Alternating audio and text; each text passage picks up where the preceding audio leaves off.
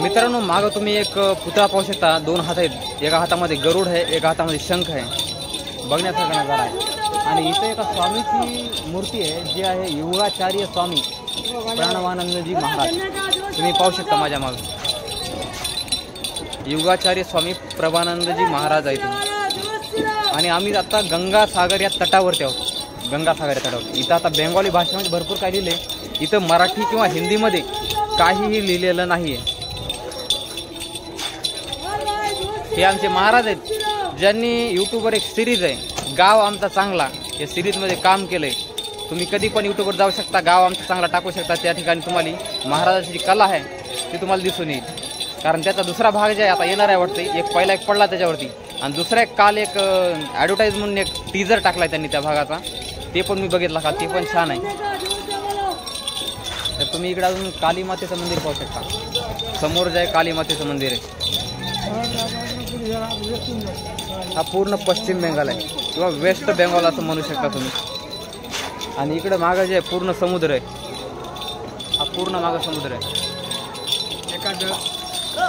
सागराची आंघोळ. आता इथून गंगासागर या ठिकाणी आंघोळीसाठी जायचे. कोण्या ठिकाणी आंघोळीचं स्नानाचं स्थान आहे त्या ठिकाणी जाऊन आम्हाला आंघोळ करायची. जाऊन भेटूया आता त्याच ठिकाणी. जर मध्ये काही चांगलं बघायसारखं असेल तर मी तुम्हाला नक्कीच दाखवेल. कारण जे बघायसारखं आहे ते पूर्णपणे कॅमेऱ्यामध्ये नक्की समोर ही मावशी पूर्णपणे ताकद लावून रस काढाली. पूर्णपणे चाक फिरणं झाले. कारण मध्ये जेव्हा ऊस जाते तेव्हा एवढा जोर लावा लागते, चाकत फिरत नाही. ती मावशी जोर जोरात झटके मारून मारून चाक फिरवायला लोकांना रस पाजवायली. इथं प्रत्येक माणूस छोट्या मोठ्या धंद्यावाला आहेच.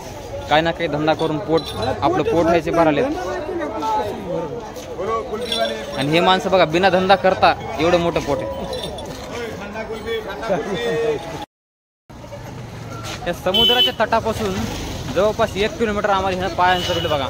आणि तिथून ठरविलं किती माहिती आहे का, 300 रुपये म्हणून. 300 रुपये म्हणून ठरविले. आणि या बसपर्यंत ही जे मागं तुम्हाला बस दिसाली त्या बसपर्यंत त्यांनी पायांचं चालवलं बघा. अरे वहाँ से 10-10 रुपये लेके बिठा देते ऑटो में यहाँ तक. तुम तो खाली पैसा बचा रे. जगू देत नाहीत. का पाय बसले सुरी घेऊन का पाय बसले नसते. माणसं गवसाली माशा म्हणून हे माणसालाच मारायला लागले. हो काय बसपर्यंत आलो. आणि आमची मंडळी माणसं अजून तिकडे आहेत, अजून अर्धा किलोमीटर लांब. अजून काय आले नाही बसपर्यंत. चला आता मी बी चढतो. मध्ये कोणाची वाट बघावं.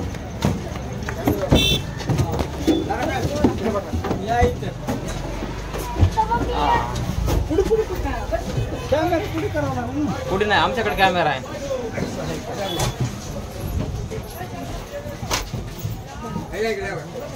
हे सर आहेत जे पूर्णपणे सफरचे मजे घाले. पण घामानं सगळं घामागरज करून टाकले, पूर्ण घायाळ करून टाकले माणसाला. एवढा घाम आला.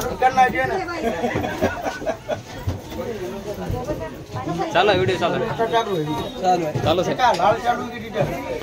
चालू आहे. हे काय दिसायला टाइम तुम्हाला दिसा नाही का? टाइम दिसा नाही का? चष्मा लावा.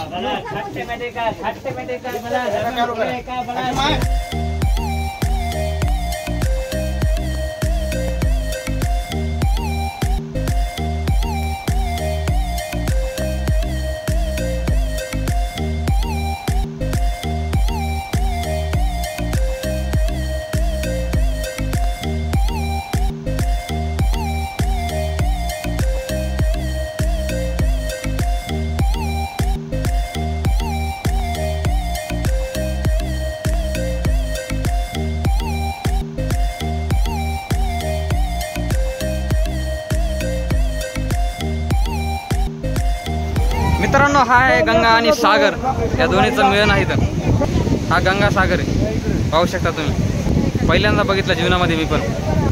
त्या तिकडे पलीकडे बोटनं गेले बघा, कोणतरी एका सिंगल बोटनं तिकडे गेले. पुढं पूर्ण गार हवा येईल.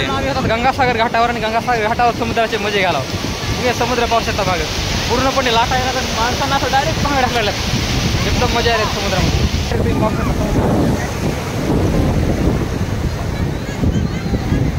मजा यायला एकदम मजा. एकदम थंडगार लागले. समुद्राच्या बाहेर निघाला एवढी गर्दी झाली पूर्ण पाणी होत आलं शरीरात.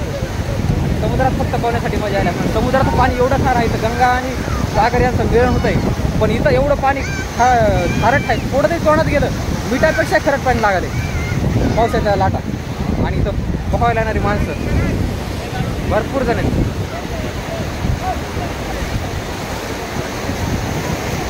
दुसरं पाणी पाहिलं पाहिजे, दुसऱ्याला खरंच पाणी लागत नाही, दुसरं पाणी पाहिलं खरंच पाणी लागत नाही, खरंच पाणी पाहिलं खरंच पाणी पण तिथे हालत असे झाले, ते खरंच पाणी पाहिलं नुसतं. बघा पोरी वाळू काढला, समुद्रामध्ये वाळू काय काढली,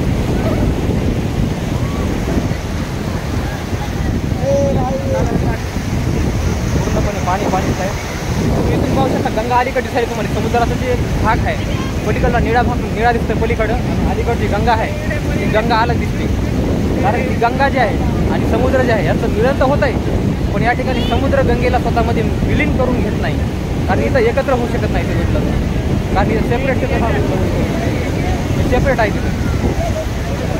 या ठिकाणी गंगा आणि सागर हे तुम्हाला मी दाखवून दिलं, कारण गंगा सागराचा सफर होता लय मुश्किल होता. आम्ही कारण 22 तास 22.5 तास प्रवास केला आणि 22.5 तास प्रवास करून आम्ही इथं राहिलो आणि इथं लय गरमी होऊ लागली. रात्री मी आलतो तर रात्री आलो तर गरमी फुल होऊ लागली, त्याच्यामुळे मी डायरेक्ट AC रूम केली, 1300 रुपये लावतात म्हणलं, पण AC रूम केली आणि AC रूममध्ये झोपून रात्रभर सकाळी जवळपास 7 वाजेपर्यंत झोपलो आणि 7 वाजता उठून मी इकडं गंगासागरला आलो. गंगासागरला आम्ही 1 ते 2 किलोमीटरचा प्रवास जे आहे ते 10 जण केला, 10 जण करून नंतर आम्ही रिक्षानं देखील 1-2 किलोमीटर आलो पुढं आणि तेव्हा जाऊन आम्ही गंगासागरला आलो आणि गंगासागरला खूप मजा केली, एकदम जबरदस्त वाटलं, मजा आली एकदम.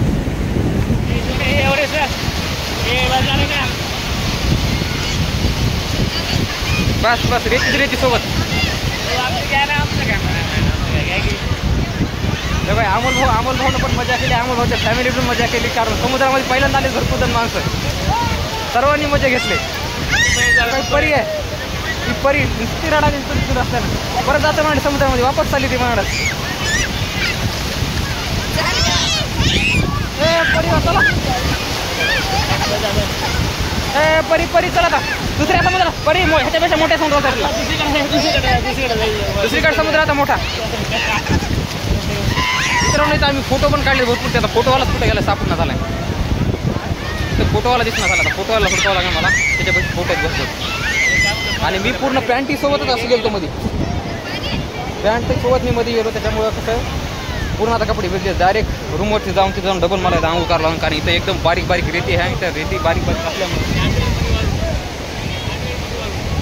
अंडर मी वाळू म्हणलं तुम्हाला सगळी वाळूच झाल्या, सगळ्या चड्डीमध्ये वाळू, पॅन्टीत वाळू, बड्यांमध्ये वाळू, हा प्रत्येक ठिकाणी वाळू गेली इथं, कारण सगळीकडे वाळूच गेली. तर मित्रांनो गंगासागरचा ब्लॉग हे मी गंगासागरवरच खतम करतो, कारण हे पूर्णपणे ब्लॉग जे आहे आपण गंगासागरपर्यंत केला आणि गंगासागरपासून तिथून निघण्यापासून ते गंगासागरपर्यंत पूर्णपणे सफर पाहिलेला आहे आणि गंगासागर पण तुम्ही बघून घेतलेला आहे. तर आता भेटूया आपण दुसऱ्या एखाद्या नेक्स्ट व्हिडिओमध्ये, तोपर्यंत बाय बाय.